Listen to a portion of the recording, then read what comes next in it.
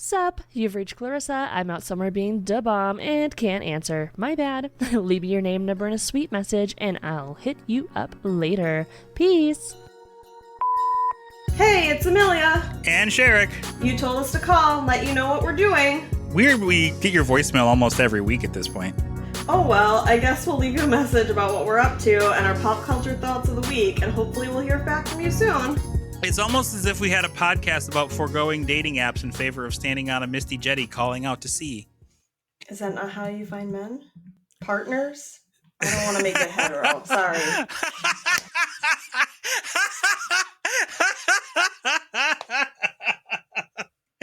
This isn't just about me. I'm sorry. I was gonna say, thankfully for me, I don't have a problem of dealing with men because. Don't you? Maybe not in that way. I mean, okay, so I'll be clear. I have had a couple of dudes try to be like, "Yo, what up, though?"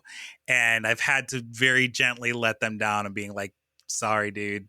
There is not the attention that you're seeking down this alley. Unfortunately, you're a great person and all that, but like, and only one of them had problems with that." And I know it's in part because they I think just have like a certain idea of what it means to put themselves out there, which basically is like, well, I put myself out there, so you should give me a try. And it's like, no, I don't have to. It's not how it I don't works. have to. It's not how it works. That's so the basis of violence against women all over the world. Anyway, yeah. Well, it's, and other people. I'm not saying that this person was violent. I'm just saying like that's. You're right, but I did see like I think it was on Reddit today where somebody was talking about how it was either them or a girl that they knew in high school. Like no, it was a girl that this person knew. And he said that like there was a guy that would ask this person out every day, third period and seventh period. Trigger warning for, violence and that kind of a thing regarding young people. So one day this guy goes up to this girl and said after she is rejected, or after she rejects him, yeah. And he says to her, like, if you don't say yes, I'm going to shoot you in seventh period. And she said no. And then she went to the principal. Good for her. And basically told on this guy. And they searched his locker. And they found the gun. Jesus. And then like, I think what the end of the story basically was, I don't know if they said anything about like what happened to the guy, but like there were a bunch of friends that were like, I can't believe you could have potentially put us in danger like that. You could have just said yes to him one time. Like what would the harm would have been? And it's like, listen, if this is the kind of guy who like every single fucking day is going to ask the same question, knowing what the answer is, and then threaten you to say, like, if you don't accept me and do this thing that you clearly don't want to do, I'm going to shoot you. Like, nah, fam. That's how you get into an abusive relationship. And then all of a sudden you'll be blaming her, being like, why didn't you see the signs? Why didn't you just get out? Like, fuck all of that. And for them to say, how could you put us in danger by saying no to his threat? It is not her responsibility. It is not her fault 100%. to keep you safe in that situation. 100%. That is 100% on the guy who brought a gun to school. 100%. So shit's wild. I fucking hate that shit, and it happens all the time. I'm with you. And like, I definitely don't want to like put myself anywhere close to the shoes that women have to deal with by saying like, oh, boo-hoo, a guy gave me a hard time about rejecting him. Like it was annoying, but like it is nothing compared to what women have to go to. And I want to make no bones about that. Y'all are fucking superheroes for having to deal with some of these shitty ass dudes. Like I cannot say that enough. Anyway, Amelia, how's your week?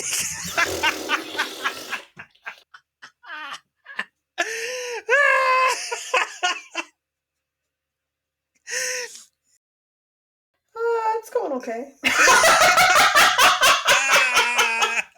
Here's the thing, okay? So, like, yes, some of those things, not that story, but yes, I have had shitty dudes say shitty things to me. But I know that, and I'm not saying that this is a competition, it's not.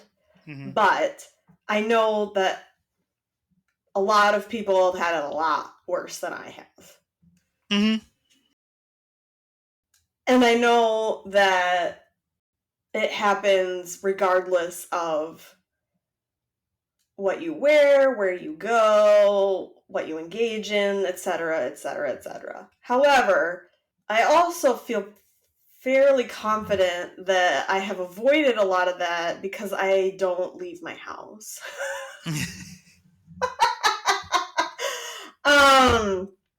Yeah, I mean, when I was in my early 20s and going to bars and clubs and stuff, I would get harassed a lot more than I do now.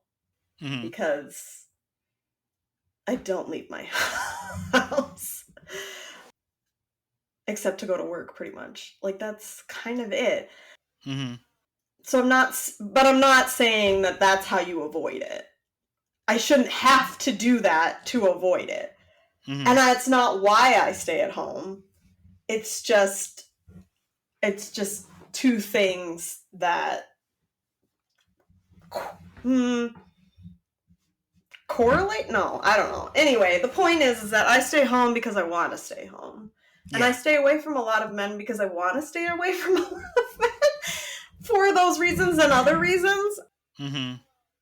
But I'm not saying that that's what you have to do or should do to avoid it. You shouldn't. We should all be able to live our lives the way we would like to and feel safe and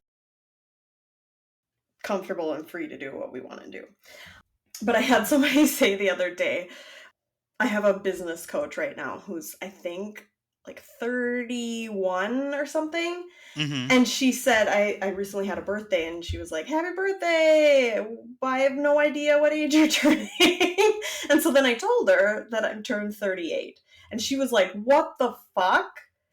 I thought you were my age. And I was like, yeah, it's because I don't go anywhere and I don't do anything, and I stay away from men and aggravation, so. Because she was like, whatever you're doing, it's working. And I was like, I'm washing my face with water and staying away from men. Anyway, that's it. That's my funny story. I love it. But yeah, otherwise, not much going on. It snowed a foot over the last day, making March the snowiest month of this winter season. Jinkies Scoob, and also Zoinks. It's like the climate, the clouds, whatever, the weather decided. You know, all that snow that you normally get between, like, November and March, we're just going to do it, like, all in a week. Shit's and, you know, wild. Like, I don't hate it. Fair enough. I hate that it's the end of March and it's snowing, but that's not new. Like, that happens here all the time. So, it's just... Okay, so I got snowed in and had to work from home one day. Great. Yeah, as somebody who works from home, it doesn't bother me that much. As somebody who has to clean up all that snow. Yeah. Bothers me a little bit more. Yes. I do get that, and in that case I would hate it a lot more. Mm-hmm. But I decided a long time ago that clearing snow was something that I didn't want to do, couldn't do. I physically couldn't remove all of the snow from my property on my own. So Yeah. I hear it. And it has made my life so much better not to do it. But it also is expensive. Somebody gotta do it. It's gotta be me. So, anyway, so how was your week? Good. Generally, I bought a long-haired wig for the Dune TTRPG that I'm doing, so I'm gonna learn how to mess around with that, and I hope to have, a little bit of space someplace to start kind of keeping some cosplay stuff in my house. Like, I mean, I have a big enough area in one of my closets to be able to do so, but it's just a thing that I'm considering. I want to, start planning just not a large one, just to have like a pick of like. And I say large, and some people are like, okay, well, what do you mean by that? But like, like maybe like 4 or 5 options to go to, like, oh, I'm gonna go to a con. I want to take the one day is like, and one of the characters that I brought up was Chun-Li from Street Fighter, who, like, I don't know if you're familiar. She's a very popular character. I'll just say that from Street Fighter. So that was an option for me. There's a wrestler named Orange Cassidy, who I think I've talked to you about before. Yeah. He's an option because I feel like I was like, Chocolate Orange Cassidy would be a funny thing. Yes. Is he the one that just wears like jeans and no shirt? Yeah. He wears it. Yeah. He's jeans and aviator. He has like a jean jacket. When he wins a championship, he carries it in a JanSport backpack. So instead of like putting on his shoulder or like around his waist, it's in the bag, and then he opens up the bag. Oh my god! Yes. It's so funny. Oh my god! So I was gonna bring a title that I like, one of the titles that I have, and I was gonna see if I could find a JanSport backpack on the cheap skis. And then the thing that would be the most difficult about cosplaying as Orange Cassidy is that he has a shirt that it's a shirt of him wearing a shirt of him wearing a shirt of him. Like, it does that, like, that backstep thing. And I wouldn't want to go that deep into it, but I was like, I wonder if I could like get a shirt made in like a couple of weeks, where it's just me wearing a white t-shirt, and then I Photoshop it on so that it can be made into a shirt. You know what I mean? Like, you something like that. Can. Oh yeah, it's just like, I don't know shit about Photoshop, so I'd either have to like find somebody to do it, or I'd have to like pay for Photoshop, which I don't want to do. So does Steph still have her college computer with Photoshop? I don't think it works anymore. But that's neither here nor there. No, I know it shouldn't work anymore. I just remember, oh god, that was 8 years ago now, when she used it to Photoshop stuff for JM's 30th birthday. I mean, Canva definitely exists, but I think there's just certain things that Canva can't do that Photoshop can, and so on and so on. But anyway, I might know some people who would be willing to do it for nothing or cheap. Yeah, and I'm always a proponent of like being willing to pay somebody. So like, I never want to come off and say, "Oh, I'm asking for this thing for free," unless like I can give a reason, or I can say, "Hey, if you could do this thing, I can provide this service in return." I don't want to just like ask for free. Yeah. But anyway, so I bought that. I also got this lovely monitor that JM bought. Like, our editor JM got me several Christmases ago. Finally has kind of crapped out. So I got a nice replacement that was very cheap, and I got that as like my gaming monitor.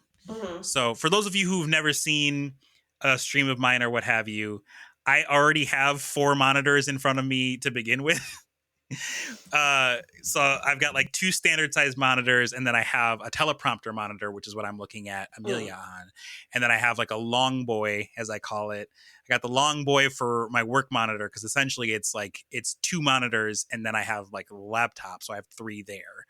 But then I have, like, because of like PlayStation games or Nintendo Switch games, if I ever want to do those like on stream or what have you, I had this 10-inch monitor that JM got me. It was very, very, very kind gift, and I'm not throwing it away because I want to keep it, but it's just starting to go, unfortunately. So I found a monitor to sit underneath my other monitor, so that like I have, like, the PlayStation or the Switch has something to broadcast to. Because if it broadcasts to my computer, there's a delay. And if you're a gamer at all, delay is awful.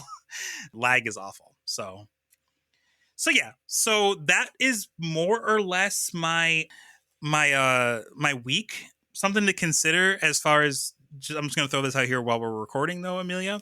There's a documentary about a wrestler that recently passed away called Bray Wyatt. Mm-hmm. There's a documentary for him called Becoming Immortal, and that drops April 1st. Okay. We could talk about it if you want to. Yeah, I'd be into that. I think it's on Peacock, so Okay. we could talk about that at a future date if you want. But yeah, so Sure. that's WrestleMania is coming up super crazy fast and in a hurry. So I know. so let's see, it's like early April, I think. It's like I think it's like 2 weeks. Less than? Yeah, I think it's the 6th and the 7th. Yeah. Yeah. So it means like next It was yeah. 2 So weeks from 2 days ago. yeah, exactly. 3 days, whatever. Yeah, because they do Saturday and they do Sunday. So yeah. So that's something to consider. But anyway, I'm excited to talk about what we're going to talk about today. Yeah, me too. So strap in, y'all, and I'm going to say this right from jump. If you've never heard of Phoenix Wright and you want to experience it for yourself, you may want to do that before listening to this podcast, because like the Animorphs or when I talk about other video games, I'm going to be spoiling the story of the very first Phoenix Wright game. Mm-hmm. Extensively. There's just a spoiler warning on this podcast in general. I feel like we don't shy away from spoilers most of the time. Yeah. I just want to warn, the few people that may care that yes. I'm going to be very much talking about it. So don't come in here and say, oh my God, you spoiled the game. Why did you do this? Also, the game's hella fucking old. So if you haven't played it by now, get on it ASAP. Mm-hmm. So we're talking about Phoenix Wright Ace Attorney today. This is the first in many Ace Attorney games. It debuted in Japan October 12th, 2001. So okay. It's at least 2 decades old at this point. Mm-hmm. And it came to that was when they released the game on the console known as the Game Boy Advance. Mm-hmm. They didn't release the game in the United States until October 11th of 2005. So 4 years later, it came to the States. Okay. So it's been popular since then. And I believe some people were doing like fan translated versions of it way back when. Interesting. Okay. And it's a practice that's kind of still been kept up. Mm-hmm. A funny thing, because this wiki that I'm getting this information off of is very, very detailed. Mm-hmm. So this game has been released on the Game Boy Advance, the Nintendo DS, Microsoft Windows, Nexon Mobile. Do you remember that fucking thing? It's not a phone? Yes. It was released on a phone? It was released on a phone. Okay. It was released on Nintendo Wii as WiiWare, so you couldn't get like an actual physical copy, but you could download it. Okay. It was released on iOS, so the iPhone. You could play it on your iOS devices. On Android, Nintendo 3DS, the Wii U, the Switch, the PS4, Steam, aka PC, and the Xbox One. Just that one game. Wow. So it's out there. Yeah. Its name in Japanese is I'm gonna butcher this. I'm so sorry. Gyuten Saiban. I'm just gonna leave it there. Okay. Basically, it means turnabout trial. So what you'll learn about the Phoenix Wright games is that most often the word turnabout is in the title of the case. Okay. In fact, there's only one case that was actually released later on that is in this game that doesn't have the word turnabout in it. So this game kind of plays fast and loose with the rules as far as like where this game takes place and what and when exactly. Mm-hmm. So if I recall correctly, we're looking at like, I'm trying to remember like when the very first case happens, like timeline wise. So this case technically happens March 26th, 2016. Okay. We are in an alternate timeline where cases have to be decided in a set number of days. Mm-hmm. And ultimately it is the judge who decides if you are innocent or guilty. There's not really a thing as far as like jury is concerned. And Okay. there's reasons for that. They'll get Okay. into it via cases, but it's not necessarily something that we'll get into in the first game. Gotcha. Okay. Something also to note is that this game also plays fast, loose with legal rules. So like, for the purposes of story, you will probably get, like, if you, the listener, and also definitely Amelia, will get mad at some of the shit that happens in these games. Okay. So there is that. Trying to think if there's anything else that I can tell you. Oh, also, I guess technically the game occurs in America, but there's a lot of like Japanese rules and customs and things that are referenced. Mm-hmm. So that kind of gives it this kind of weird feeling where it's like, okay, well, this is happening Mm-hmm. in America, but like people are doing like very polite exchanges of like business cards, which is like a very like Asian Japanese thing. Mm-hmm. Is like you like the bowing and the giving of the business card. Like, I don't know what you're talking about. I was just at a networking event where we all did that. all right, I mean, if I'm wrong, I'm wrong. But I'm kidding. okay, I'm kidding. I was like, I'm happy to be wrong. You know, fuck it. But yeah, so let's kind of just get into the first case, which is called the first turnabout. So it basically starts up, and early cases in Phoenix Wright kind of do the whole like, this is the murderer, now figure out how they thought they were going to get away with it. Oh, kind of thing. Interesting. So the very first thing you see is this upside down statue of the thinker. If you're familiar, it's like for those of you who don't know, it's like the guy with like his fist like underneath his chin as if he's like sitting down and thinking about something. Mm-hmm. And it's dripping with blood. Also, trigger warning, there's going to be a lot of like talk about murder and potential suicide and things of that. So just be aware that some of these will cover stuff like that. Then you happen to see a man who has like a weird like black spot in the middle of his forehead for some reason. It's not like I don't remember what that is called, like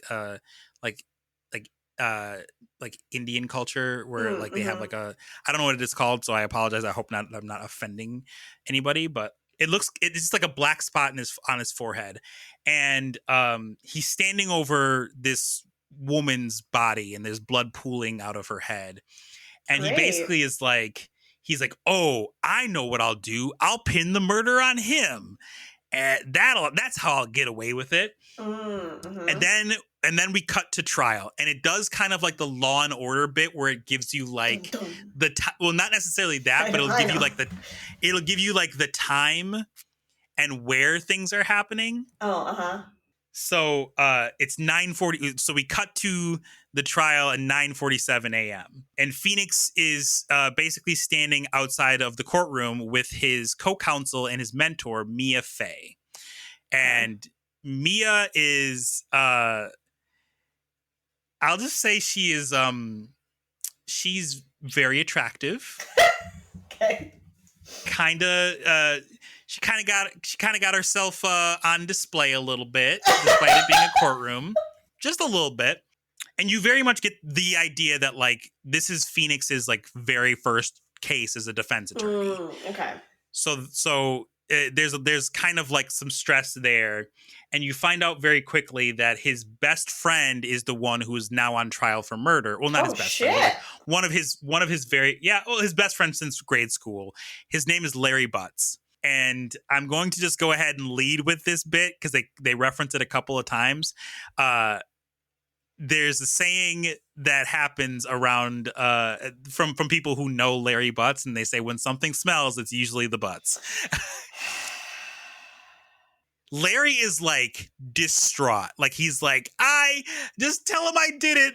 Phoenix, just tell him I'll take the death penalty. I'll do it. I don't know why. Like he's just like, Jesus Christ, calm down. He cannot get out of his own fucking way. He's crazy go nuts university. Also, a thing that this game does is almost everyone has a pun name. Almost everyone. Okay. So you find out that Larry's girlfriend was the one who was murdered, and her name is Cindy Stone. Okay.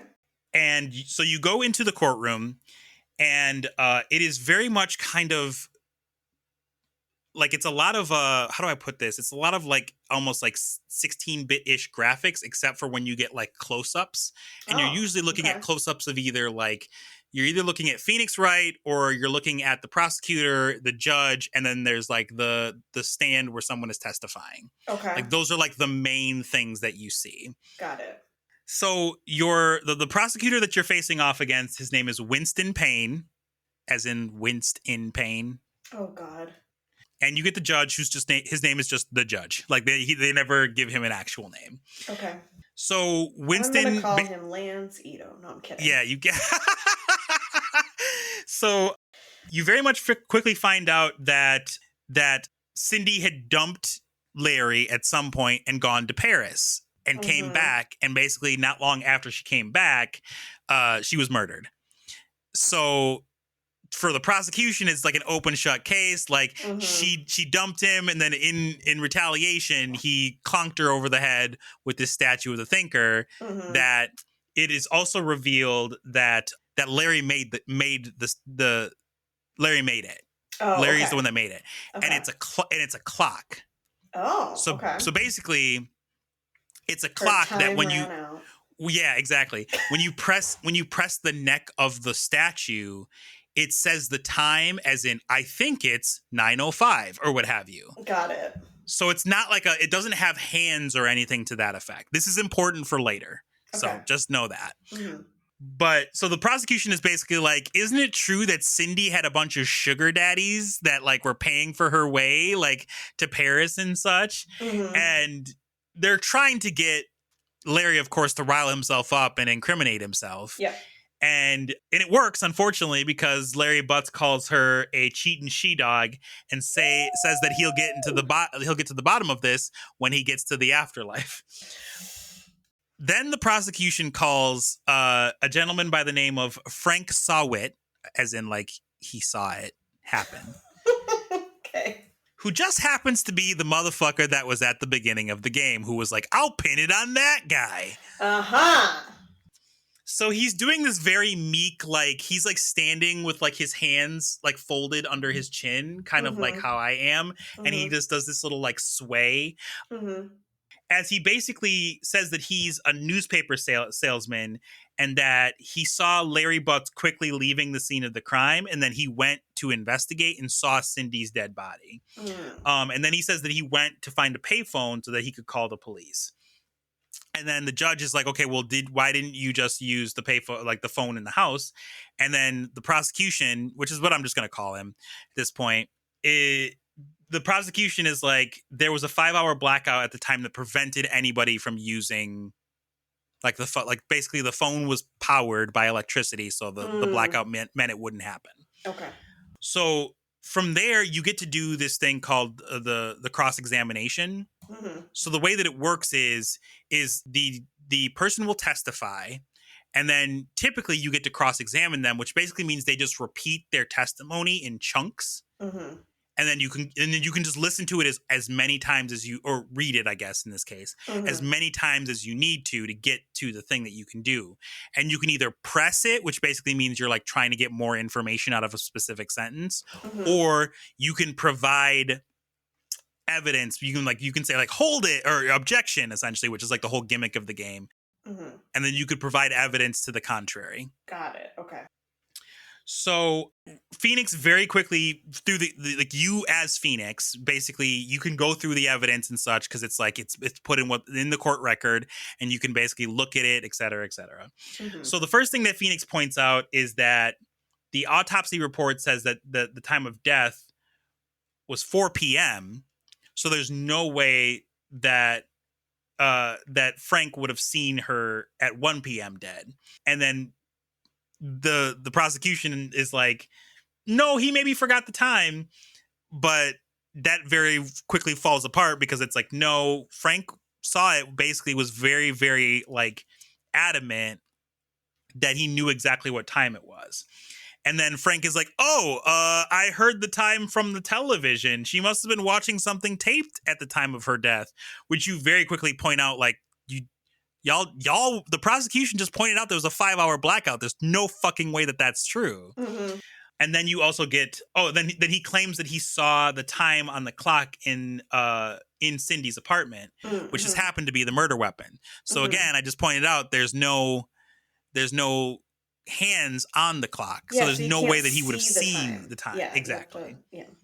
But Winston then reveals to everyone that it actually is a clock. It's just a vocal clock because it has batteries in it. It has batteries and clockwork. So it's not going to be affected by the power outage. However, Wright basically is like, no. There's the only way that you would have known that this thing was a clock is if you held it in your hand. And if you claimed that you didn't go into the apartment, how the fuck would you know that? You know what I mean? Like, so... And then Phoenix is basically like, so the reason that you thought the time was 1 p.m. was because you're obviously the real killer, because that's the only way that you would have known that it was a clock, that you would have known what time it was, and you would have gotten the time wrong also. Because if Larry was there, like it just doesn't add up. So Frank basically begins what you'll find as a recurring theme in the series is that whenever somebody is put under extreme pressure in the game, in the courtroom section, they'll begin what's called a breakdown. So for Frank, he begins to like move his shoulders faster and sweat starts to come down his face as his lies are getting exposed. And then at one point he fully breaks down. Oh, not fully. He halfway breaks down and he rips his toupee off his head and throws it, and it hits Phoenix in the face. So there's this sprite of just Phoenix with a fucking toupee on his face that just slowly slides off. And he's got like this gross look. I love it. So I won't get too deep into it because this is obviously the introductory course case for the game. But you find out that the clock was not actually 3 hours behind. It was 9 hours fast because she had changed the clock to be accurate for Paris. So basically that, and Mia is like helping out, basically is like, because she's like the senior lawyer. So yeah, basically what you find out is that Frank is clearly the one that did it. He foams at the mouth, he fully breaks down, and he collapses, which clears Larry Butts of all of the charges. So Frank goes to jail, Larry is exonerated, which like the game very much essentially treats somebody, for the most part, who is given a not guilty verdict as innocent. They straight up did not do it. That is basically what they go for more often than not. So they basically go, okay, this is they learn that Frank was actually a common burglar and he was using his cover as a newspaper salesman to just case joints. And so he cased Cindy's house, was like, okay, clearly nobody's home, so I'll come back later and I'll break in. But Cindy came home as Frank had broken into her apartment. And so he just grabbed the clock and bonked her over the head with it and killed her, and then was like, I'll blame it on Larry. Larry doesn't seem to take this very well because obviously he's worried that he's like still stressed out because all of the stuff that was said in court about her being like, a bunch of sugar daddies and this and that. But then Phoenix kind of deftly points out at the end of the case, like, well, she still cared for you somewhat. She took this heavy ass clock with her to Paris, dude. Like, she was thinking of you in some type of way. Like, yeah. She could have just taken a fucking watch, bro. She took this like 1.5 foot tall statue of the thinker that ended up killing her.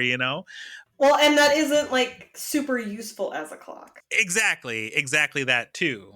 So there's that. So there's a moment in the case where Larry is asked to describe his relationship to Cindy. And he's like, we were like Romeo and Juliet or Cleopatra and Mark Antony. And then Phoenix is thinking like, didn't they all die? Yup, sure did.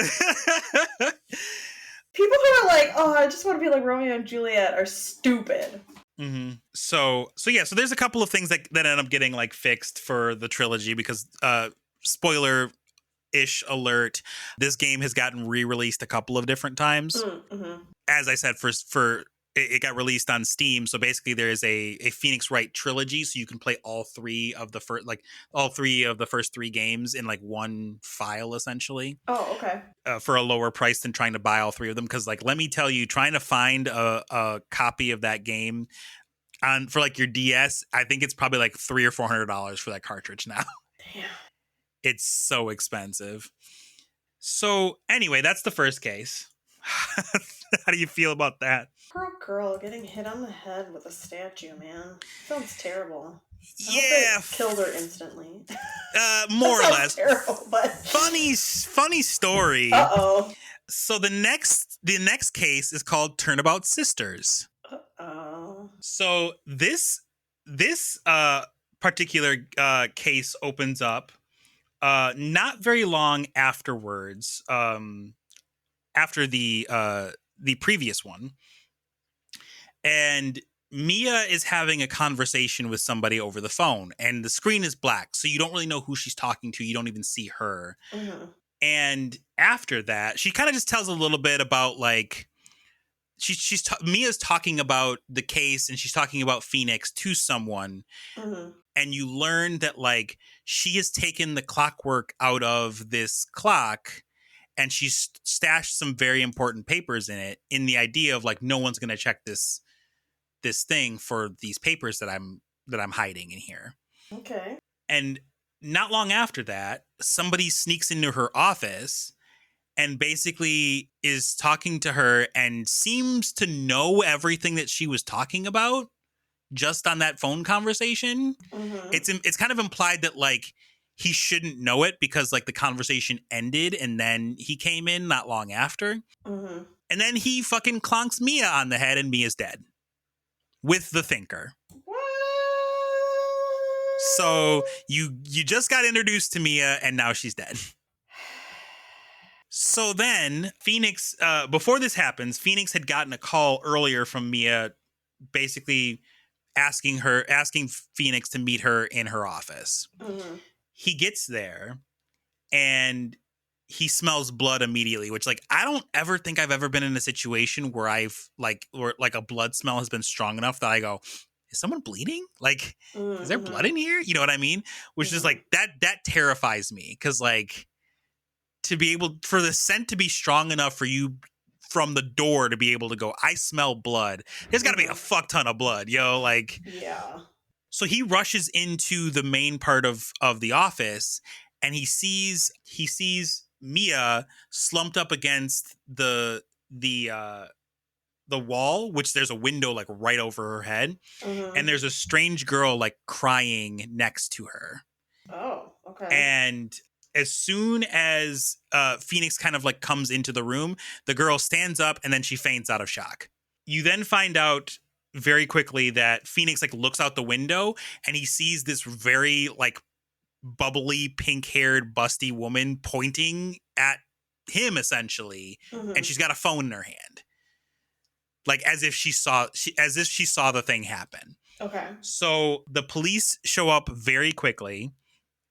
The lead detective's name is Dick Gumshoe. And they immediately arrest the girl who we find out is named Maya Fey, Mia's sister. Fucking parents. Yeah. So we'll get to that eventually. So basically, Phoenix doesn't sleep because his mentor just got murdered, and also like he doesn't know really what the fuck is going on. Mm-hmm. And one of the things that Mia said to this person that she was talking to, which you find out very shortly was Maya, Mm-hmm. she was going to give Maya the statue of the thinker, Mm-hmm. is that Mia was like, Phoenix is pretty good, but like he's still very, very new. So like I wouldn't have him as your defense attorney unless you want to be like, she's like half joking. She's like, unless you want to be pronounced guilty, like don't have Phoenix defend you. Phoenix, of course, does not know this. So he goes to Maya and is like, so how can I help? Like,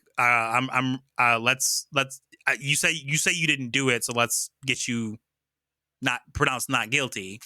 And Maya's like, funny story. So I'm in trouble. Could you please take this like letter of request for defense to this guy named Grossberg? Because I want him to defend me. And Phoenix is like, well, that is a kick in the dick, but sure, I'll do it. Yeah. So he basically takes this letter to Grossberg's. The guy's name is Marvin Grossberg. He doesn't really have a punny name, but he's like this bigger guy. Anyway, he basically denies the request. He's like, nope, I'm not going to defend Maya because reasons. And Phoenix is like, okay, why not? And he's like, listen, I don't have to explain myself to you. Please get out of my office. And Phoenix is like, you kind of suck, dude. All right, bye. So he tells Maya the news, and Maya has found out that this undefeated prosecutor by the name of Miles Edgeworth is going to be the prosecutor for her case. And there are a lot of rumors around Miles Edgeworth that he will do literally anything to get the guilty verdict. Like, he does not really care if the person did it or not. It's about winning the case for him.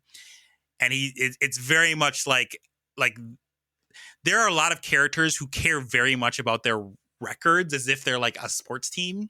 So Miles at this point is one of them. So he cares very much about that. And there's like rumors that like Miles will forge evidence and he will like do back alley deals, whatever he can do to end up getting a guilty verdict, he will do it. So with really nowhere else to turn, Maya accepts Phoenix as her counsel. And so we get our very first meeting of Phoenix Wright versus Miles Edgeworth here. The first person that testifies is Gumshoe, who gives the victim's autopsy report.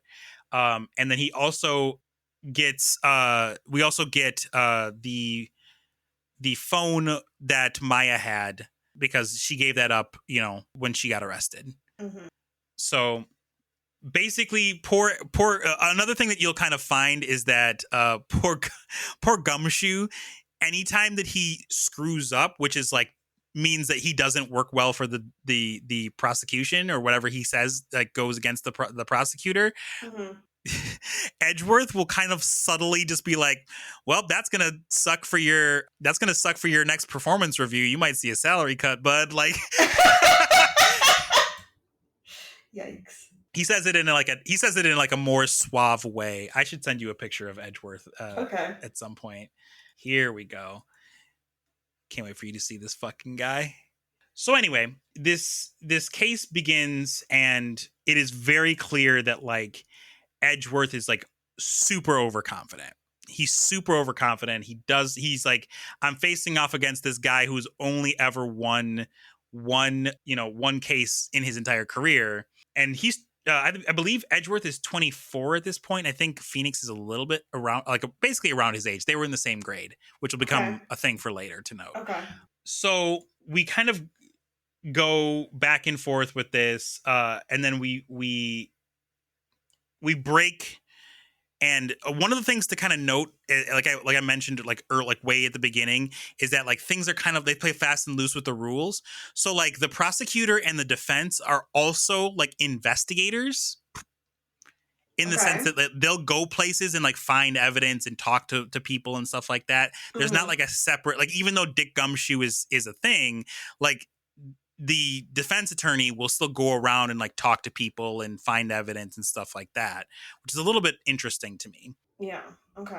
So anyway, there's a break where Phoenix is able to go to the Gatewater Hotel, which is the building that is right across the street from Mia's office. Okay. And that is where we find the lady that screamed and was like, basically called the police, and her name is April May.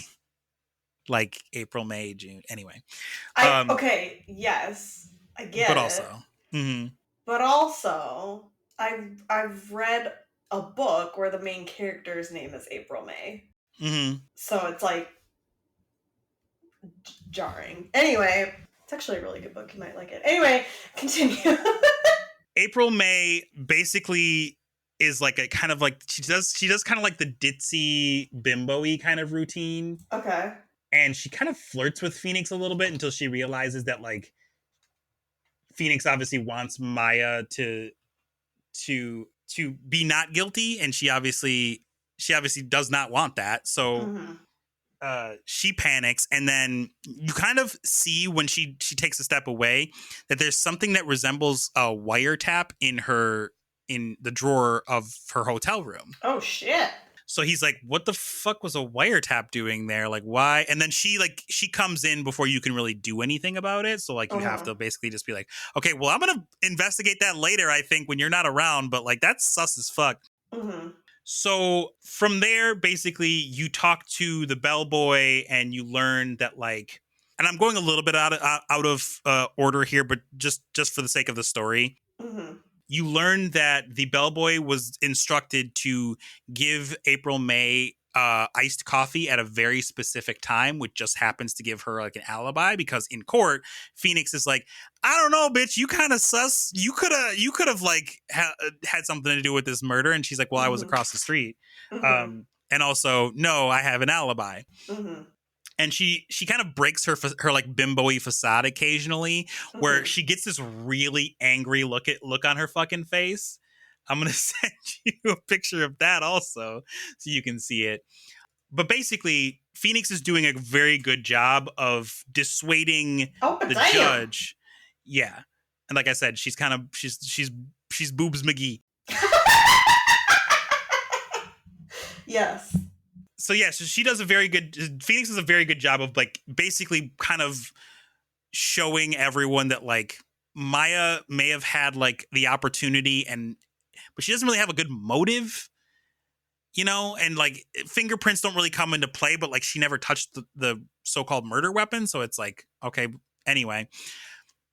So the case kind of ends up going another day because of the fact that like Phoenix has introduced enough doubt that Maya could have done it, to the point where like they're like, okay, well, we need to learn more about this before we just decide that she's guilty, So Phoenix is able to go back when and he just happens to go in as April is in the bathroom, and he grabs the wiretap and the screwdriver out of the drawer to basically use it as potential evidence. Again, fast and loose with the rules, but that's how it happened. So throughout this, basically, Phoenix uses the wiretap to further introduce the fact that like April May is sus as fuck.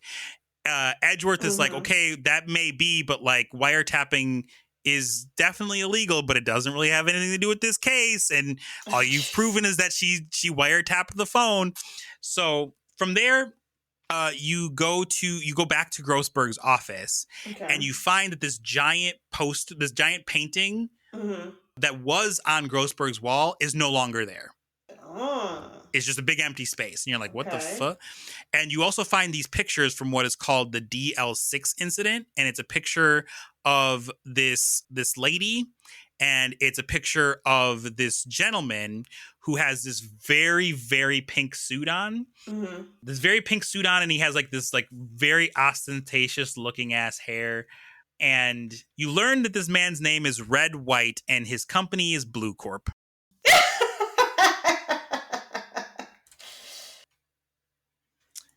And of course, you are going to get a lovely picture of Mr. Red White. So Red White's whole deal, not only the fact that he has a fucking hilarious name, is that he's one of those like fucking like rich white dudes who thinks that they're so above everyone else they literally make up words. So he'll say things like quietude. And you're like, you could just say quiet. What the fuck? So anyway, yeah, and that's like his thing, is that like he like sparkles. So you end up going to Red's office, and what do you see but that painting that was in Marvin Grossberg's office earlier? It's very interesting. So from there, you kind of basically learn a couple of key things. That Marvin Grossberg is being blackmailed by Red White. Blue Corp is an information gathering company, aka a blackmail agency. And that Red White has blackmail on like everybody important in the city. Of course he does. Including the judge presiding over your case. Oh, obviously. Of course. So Red White literally punches Phoenix in the stomach and is like, what are you going to do about it? Because I own the judge. I own the police. They're not going to believe you. They're going to believe me. And so Phoenix basically is like, well, this is fucking crazy. I don't know I'm really going to do about this. And eventually, Red White feels so perturbed by the information that Phoenix is gathering that he decides that he's going to call the prosecutor's office, and he's going to say, oh, so I know that I said that I wasn't going to testify. And you find this out. Sorry, I skipped a bit. You find this out because Phoenix is able to reveal that April was not the only person in her hotel room at the time, because the bellboy is like, she ordered 2 iced coffees, and they're like, well, why did you need 2 of them? Was there somebody else staying with you? And then she shuts up real fast. And when you end up talking to April... I'm a millennial. Of course I need 2 iced coffees. God damn. When you end up talking to April later when she's in the detention center because she's being arrested on for the wiretapping bit, which is still illegal, she very much gets scared, and she's like, I'm afraid to talk. I don't want to end up like her, referencing Mia. And so basically you have like this circumstantial evidence that Red White is responsible for Mia's death, but you really don't have like an actual confession or anything like that. Plus Red White basically claims that he's going to make Phoenix take the fall for Mia's death. And so this trial becomes, instead of Maya being on trial, the back half of the case is now Phoenix is on trial. Because Red White is like, I saw the whole thing happen. It was Phoenix. So now Phoenix is basically gone from defending Maya to being his own lawyer for a trial of murder. And it kind of flies in the face of like this persona that they've built up for Red White, because he immediately just lies his ass off. And it's like, even though he owns these quote unquote owns all this blackmail on people, like it's hard for them to go to basically look at and hear the things he's saying and go, okay, yeah, we believe you. It all stands out as fucking just suspect. So basically the case is starting to fall apart for Edgeworth and Red White, but especially because White basically forgets that he can't testify as to what was happening truthfully because he was in the law offices. So he'll say something like, oh, Miss Mia ran to the left. And then you'll look at the floor plans and it's like, why would she run to the left? That's a dead end. If she wanted to get out, she would run to the right, which she actually did, but it was him in front of her. So to him, she was running to the left.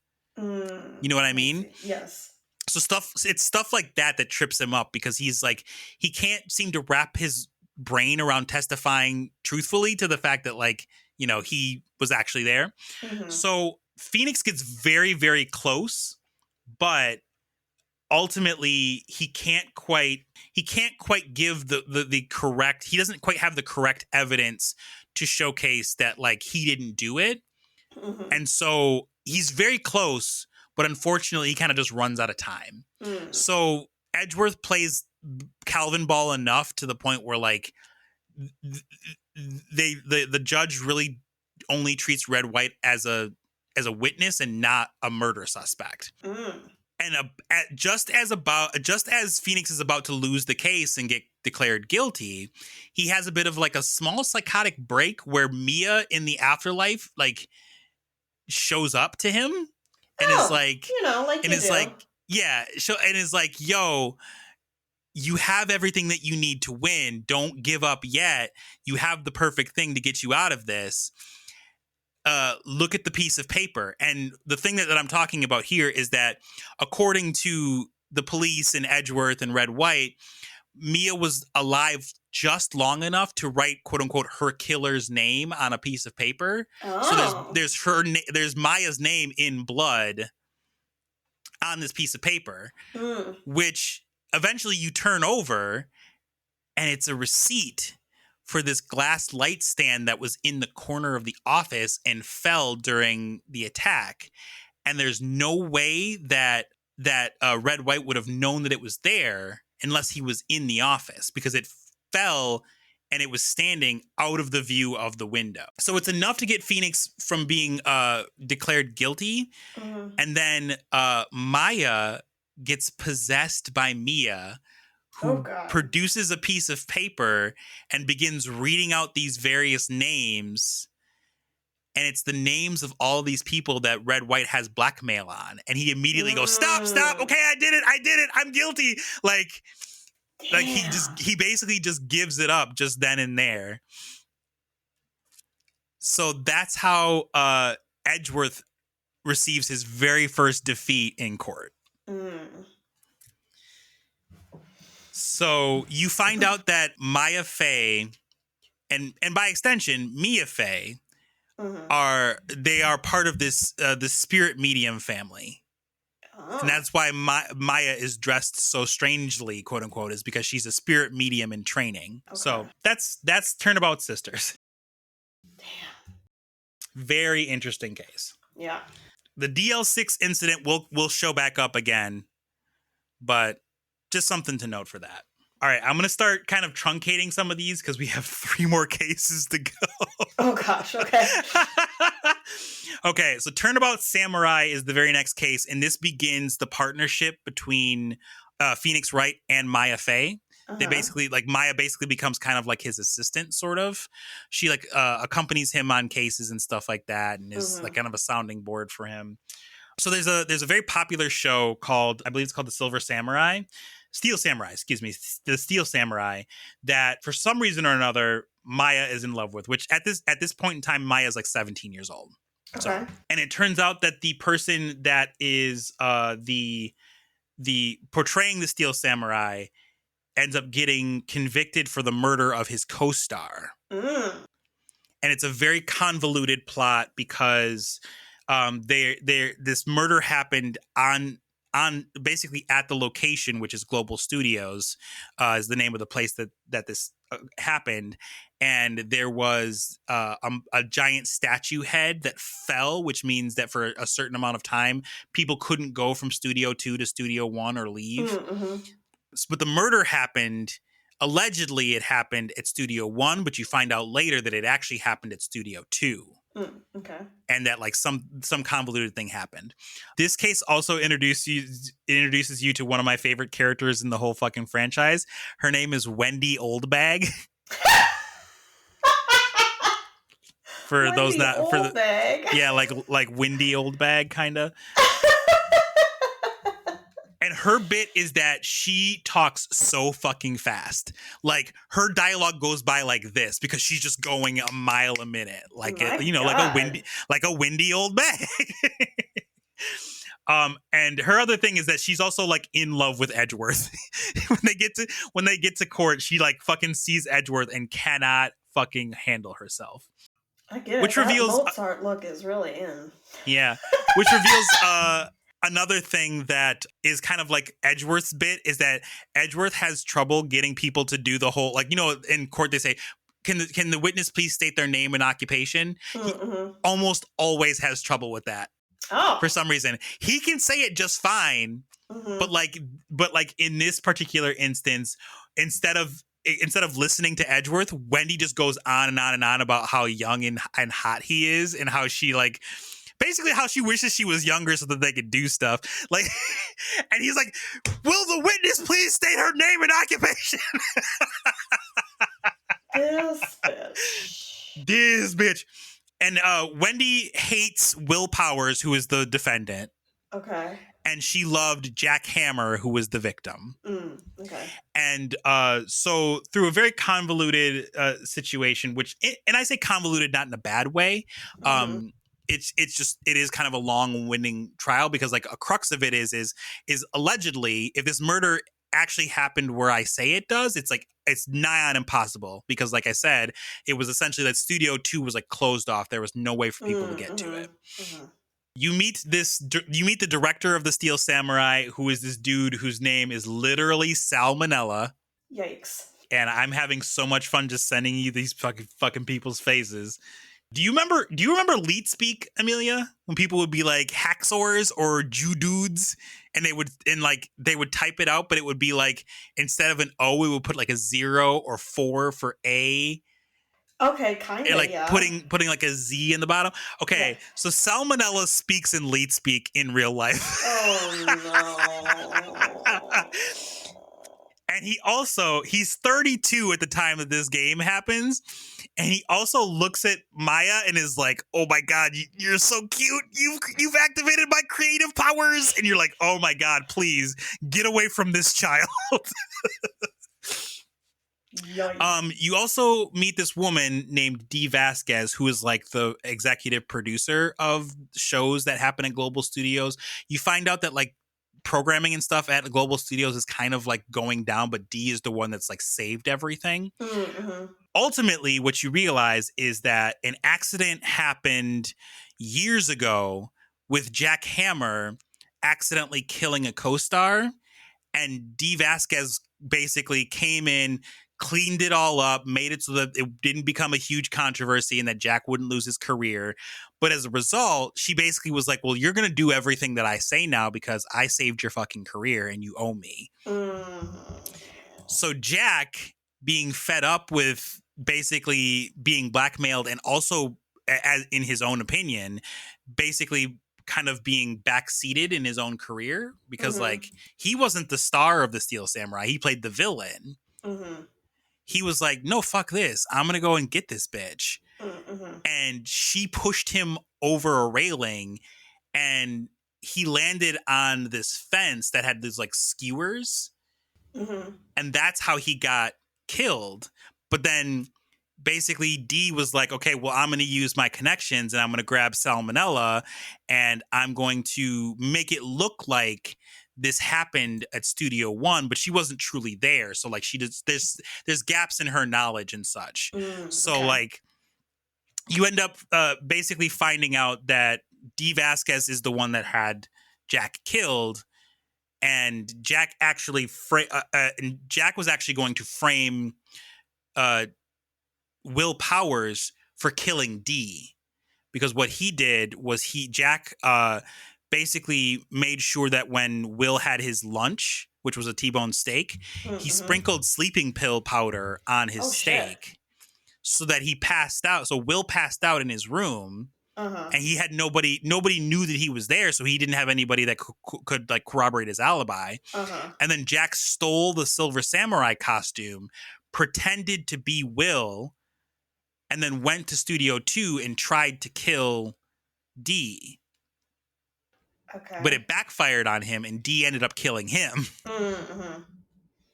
Yikes. So it was like this whole like weird convoluted thing about like how like Will could have done it because he had like sprained his ankle earlier in the day and like his weapon broke, but that was supposed to be the murder weapon and all this kind of stuff. So Edgeworth again takes a defeat at the hands of Phoenix, and he's real not happy about it. But Will Powers is saved. Dee gives up and goes to jail, and most things are well. Until Turnabout Goodbyes, which is the fourth case. This is actually technically the last case in the game, but later on there's an additional case that gets added called Rise from the Ashes, which I'll cover really briefly because it's so fucking convoluted. And again, I say convoluted to mean like there's just a lot of twists and turns, not that it's like convoluted in a bad way that you're just like you don't fucking get it. So Turnabout Goodbyes starts with Miles Edgeworth on a boat in a lake, and it very much looks like he just shot someone to death. Like you do. Yeah. So this case, I think, has the most in terms of like stuff that you end up like getting to use, because like you have tools, like you get to use a police dog, there's a fishing pole and a metal detector. So anyway, so this case also introduces this like Loch Ness monster kind of thing called Gordy. So like this lake basically allegedly has this monster that is very reclusive living in it, called that the locals have dubbed Gordy. I love that there's a monster and it's not, like Sasquatch or Loch Ness monster. It's Gordy. Yes. So one other thing to note is the DL6 incident that I mentioned back in case 2 comes back around again in a big way. Ooh, okay. So what you learn about the DL6 incident is that basically that a man died And the police were so desperate to find out who his killer was that they employed a spirit medium to channel the victim's spirit. Okay. To basically, find out who killed him. And it turned out that the spirit medium in channeling the spirit was incorrect, and it like ruined their career, and it put a big bunch of egg on the police's faces because they did this thing that like people didn't really believe in. And the person that died in the DL6 incident was Gregory Edgeworth, Miles's father. Okay. I was like, gotta be a relative. You also learned that Miles Edgeworth has an extreme phobia of earthquakes, which I'll get into in a bit. So like I said, beginning of the case, you find out that Miles Edgeworth allegedly just shot this man that was that fell from the boat, and his body washed up on shore. Okay. You also find out that because Miles Edgeworth is the defendant, of course, he's not going to be the prosecution. Right. The man that is going to be the prosecutor in this case is going to be a gentleman called Manfred von Karma, and it is spelled exactly how it sounds. Okay.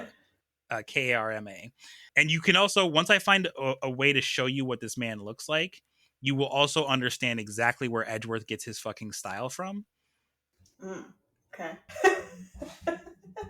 So Manfred von Karma basically is Miles's like mentor, and he's called the demon prosecutor. And he is like, he's so fucking like intense that even the judge is scared. So like, yeah, that fucking dude, like, it looks like the crypt keeper. Like, just funny. Before he died. What you also learn is that Dick Gumshoe is like Edgeworth's biggest fan, and he's like, I immediately jumped to figure out how we could prove that Miles Edgeworth did not do this as soon as I heard. To the point where like the department is kind of like, maybe you should step away from this one. This might be a little too personal for you there, Dick. But anyway, you also meet this woman named Lotta Hart, who is a student at a university. Okay.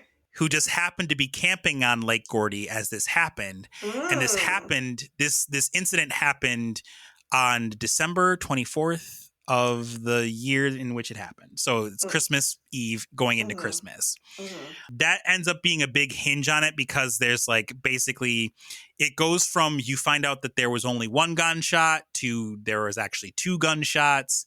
They talk about like ballistics records and like how like each gun basically has like striations that put its fingerprint on a bullet. So Phoenix is like really struggling because Manfred is so like he's just so intense and shit. But he's managing to kind of like keep things moving so that like Edgeworth is not proven guilty. You'll find that that's a reoccurring theme is that like Phoenix is always kind of on the back foot. And that kind of just goes for, you know, the case, just cases in general. So in your investigations, you find out that Lotta actually isn't a student at the university, and that she was out there as a journalist and photographer, hoping that she would get to see Gordy.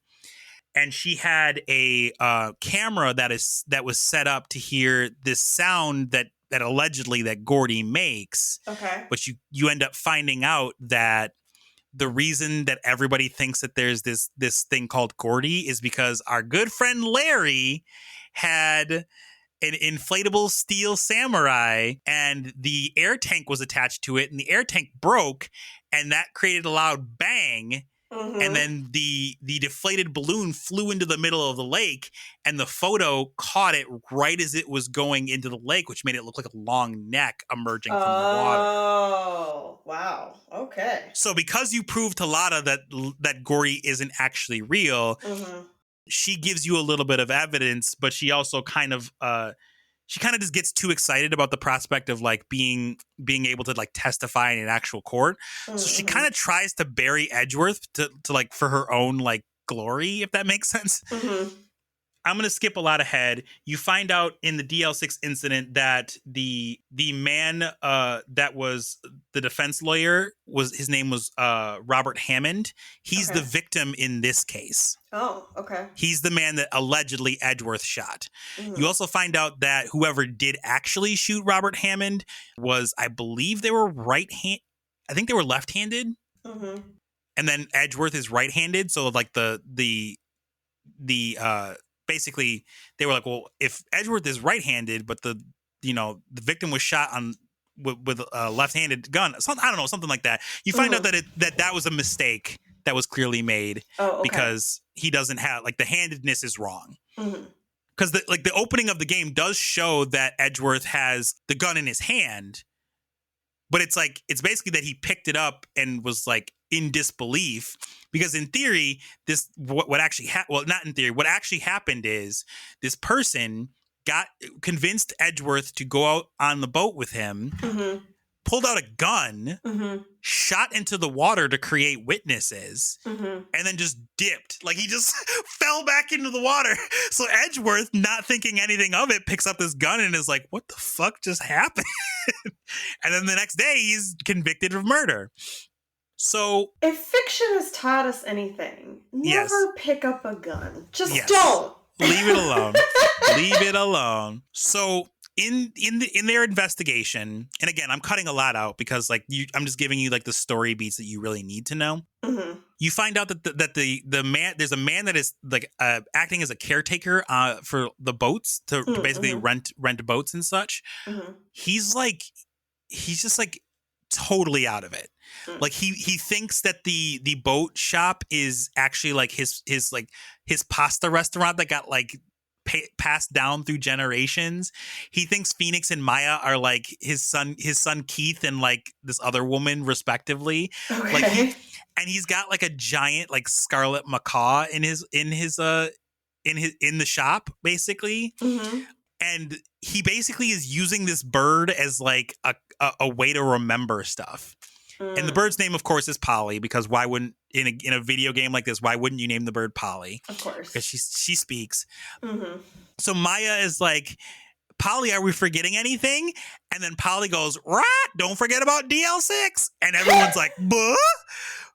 What the fuck do you know about DL6? What's happening here? So he then kind of disappears.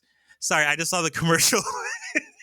your favorite boy, the homes.com commercial. Anyway, and that just popped up on this website. I was like, Dan? Okay, anyway. So this guy basically disappears. You find out that the caretaker was written a letter by someone to remind them that he needed to get revenge on what happened to him in the DL6 incident. And skipping ahead, you find out that the person that wrote that letter was Manfred von Karma. And he told the person, the caretaker, to burn the letter, which of course he didn't. You also find out that the caretaker has only been pretending to be like this Delulu person. And his real name is Yanni Yogi. He was the bailiff for that case. Dun dun dun. And basically after this incident in which Gregory Edgeworth was ultimately killed, he was there. Okay. So what happened with that was that it was Gregory Edgeworth, Miles Edgeworth, and Yanni Yogi in a elevator after the case had completed, and an earthquake hit the courthouse. And it trapped them in the elevator for a very long time. And the way that this elevator is essentially like they were beginning to lose oxygen because it was like sealed hermetically, I guess, for some reason. Not a real thing, but sure, keep going. Again, you are absolutely correct. Not a real thing, but for the purposes of this story, they were going delirious because it had been so long since they were being rescued and they were losing oxygen. So what happens is as the bailiff, he has a weapon on him. And these two men are arguing because Gregory is trying to keep Yanni calm, and Yanni is like, no, you're breathing all my air. Stop breathing all the air. I want to live. The lights go out, and Edgeworth basically is there. A gunshot rings out. He passes out. Yanni passes out. They all wake up rescued, and Gregory Edgeworth is dead, and he's been shot in the heart. And he's to blame. Anyway. So basically what happens is Yanni admits to the crime because he admits that he was the person that drew Edgeworth out to the lake and then faked getting shot, and he had actually killed Robert Hammond for his role in the case, essentially. And he basically set up Edgeworth. He helped set Edgeworth up to take the fall. Now the problem is that the case still isn't over, even though Yanni has essentially admitted to it. And technically, Von Karma has also taken his first loss at the hands of Phoenix Wright. The statute of limitations on that case basically runs out the same day that this case right now is happening. And Edgeworth is like, I got to get this off my chest. I can't live with this anymore. I need to be tried. I'm going to admit to killing my father unintentionally, because he believes that when he was in the elevator, he had the gun fall to him and he threw it trying to get them to stop arguing. So he believes that he threw the gun and it went off and killed his dad. So there's a second mini case here. So Edgeworth has been exonerated, but now he's admitting to another crime basically the same day the statute of limitations runs out. So the judge is like, well, I guess the only thing we can do is have a trial about this right here, right now, since he's admitting it. Also not how that works, but keep going. But Phoenix immediately jumps into action, and he reveals that what actually happened that fateful day is that the gun went off, but the bullet went through a glass part of the elevator door, and it hit Manfred von Karma, who was mad because Gregory Edgeworth was the very first person to give him a penalty in court. He was the first one to put like a blemish on his perfect record. So like basically Phoenix and Maya figure this out a little bit prior to like the end of the first case in this series, in this particular situation, the very first time that Edgeworth is sitting as a defendant. But they go into the evidence locker to basically find more of this particular info. And Von Karma is there with a taser, and he fucking tases Phoenix and Maya. And Maya ends up holding on to the one piece of evidence that ends up fucking Von Karma in the ass, and that is a bullet from that same incident. Because he thinks that Von Karma basically thought that he took everything from them. He was setting, like, he was fine with losing the initial case. His whole goal was to get Edgeworth, like, in jail. He basically had two opportunities to get Edgeworth in jail. And he was like, well, if I lose the first one, I have this other one, because I know that guilt is eating him up. So you find out that what actually happened is that Edgeworth Miles unintentionally shot Van Karma, and then he passed out from lack of oxygen. The doors opened, and Von Karma then had 3 unconscious people and a gun. And he was like, you know what? Fuck Gregory Edgeworth. And he shot Gregory Edgeworth in the chest while he was already passed out. Damn. And then he took a vacation for a couple of months. Because if he had gone to get a bullet out of his shoulder, people would have been like, why the fuck are you getting a bullet taken out of your shoulder? When did you get shot? So instead of going and leaving like essentially a trail, he took a vacation so that his shoulder would heal up. And Phoenix uses, even though Von Karma like refuses it, the judge is like, no, you're being mad sus right now. If there's not a bullet in your shoulder, then there's nothing to worry about. And then he's like, and so Phoenix uses the metal detector, and the fucking thing goes off. And then Von Karma's like, okay, so it's true that I have a bullet in my shoulder, but I was shot during a separate incident. Haha. And the judge is like, okay. And then Phoenix is like, cool. So then you'll have no problem letting us take that bullet out of your shoulder and then it won't match, right? And that's when Gregory puts the pieces together because he's been beating himself up for years thinking that he was the one that was responsible for his dad's death. And all he can remember other than that is that he heard this horrible scream. And it's like replay, like it's that, the earthquake, and this horrible, and like his dad being dead and him thinking that he did it are the only memories that he has from that day. And Manfred is so mad that he screams, and Edgeworth goes, "It was you, you motherfucker!" I can't believe you did this shit. And then Von Karma, I recognize that girly scream anyway. No, I'm just kidding. So then Von Karma, his breakdown is he turns away from the court and he just grabs the wall behind him and he's just slamming his head repeatedly, being like, "You Edgeworths are my curse. I'll bury you with my bare hands." He's so fucking mad. Karma's a bitch. So basically you learn from that particular whole situation that not only did all of that happen, but then you also get like a kind of idea that like Edgeworth and Phoenix and Larry Butts all went to school together because Phoenix drops a little bit of like of a hint to that. Okay. And that is Turnabout Goodbyes. Wow. Whew. So I think what I'll do, because we're kind of already long, is I'll leave it there. Okay. There is Rise from the Ashes, but I think I want to kind of just cover that at a separate time. Okay. Because it's long. It is such a long case. Gotcha. And okay. And I really don't want to like it does set up a character that happened that like reoccurs later on. Maybe I'll record this as like a bonus thing. Maybe we'll record like a bonus episode or something like that, just covering Rise from the Ashes. Because it also introduces some other stuff that's in the like other bits and pieces in the game. It's just like I think it's a really important case, and I don't want to cheap it by just like going, okay, this happens and then this happens and then this happens at the end.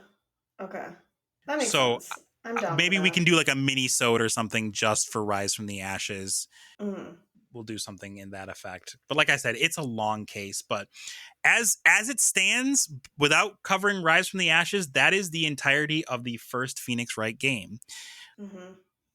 If you've sat through all of this and it sounds interesting to you, it is in a visual novel format, and it does take several breaks so that you'll be able to kind of, go through bits and pieces of the game at a time. You don't necessarily have to take the whole thing all at once. But I mean, this game it's such an interesting game, and I think it's one that like even people, in my opinion, who like don't consider themselves a gamer, I think would really enjoy it. So like I highly recommend it. The writing is fantastic. There's a whole like stepladder versus ladder joke that goes throughout several cases. Okay. And it introduces you to some really interesting characters. Turnabout Goodbyes more or less ends with Maya Fey going back to her village, which is like apparently super far away. Because she's going to train further to be a spirit medium. Also, you find out that the speaking of, I don't want to forget this. The spirit medium that was contacted for the DL6 incident was Maya's mother, Misty, who is missing. She went missing basically after the DL6 incident happened. She just like pieced the fuck out. No one knows where she is. Because I was like, oh wait, Amelia said something about parents way at the beginning. So like they live in like this village where like the village takes care of itself generally. And then Maya was just coming to visit her sister who had left the village to become a lawyer. Because they're a whole family of spirit mediums. Like that, this is what they do, is that they have like it's called the Kurain channeling technique that they're a master of. And what it does, because Maya will occasionally get possessed by her sister, semi I'm gonna call it like semi-willingly, because Maya like isn't a good enough spirit medium to really do it on her own, but she's not like mad that her sister like takes over, if that makes sense. But when that happens, basically the person that is doing the spirit channeling Mm-hmm. kind of becomes like they begin to look like the person that they are channeling. So whenever Maya is channeling Mia, it just looks like Mia in Maya's clothes. Yeah. Including the titties. Which is like weird because you're like, okay, this is a 17-year-old girl, but is she technically? Because technically now she's Mia. Like, what's happening? Her titties are all tittying all over the place. This is wild. So yeah, so just know that like that's how that technique works. We'll probably get into, you know, it happens definitely more in the second and third games as we go on.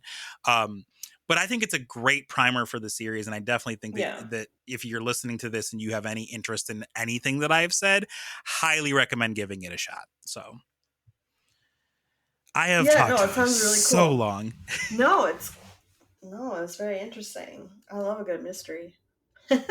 That's definitely so that is true too, because like the game can these games set up really like a lot of like what do I want to call it, like semi-impossible scenarios for murders, you know, like if the murder is plausible, it's like figuring out how the person did it is not, you know. You know, like going back to like Turnabout Samurai, like they basically set you up saying, well, this murder happened in Studio One, and for some reason Jack Hammer was in the Steel Samurai costume, even though like he's not the Steel Samurai, you know? And then you find out later that like, no, actually he was in the Steel Samurai costume because he was trying to kill D. And then basically they were able to kind of get his body back to Studio One via this van that was there. And also there's an incinerator hanging out in the background that like they used to torch, you know, the costume that had the blood in it, you know? So it's fascinating. So yeah, no, for sure. I can't wait to hear more. I'm thrilled to hear that. All right. Well, with that being said, I didn't make up a theme song for it. This is Amelia. What the fuck is this? I wasn't sure if you were going to do the woo or not, so I was waiting for it. It's okay. That's all I just wanted to make sure I gave you the space for it. So I find something wild and crazy kids on the internet, and I show it to Amelia, and here you go. What the fuck?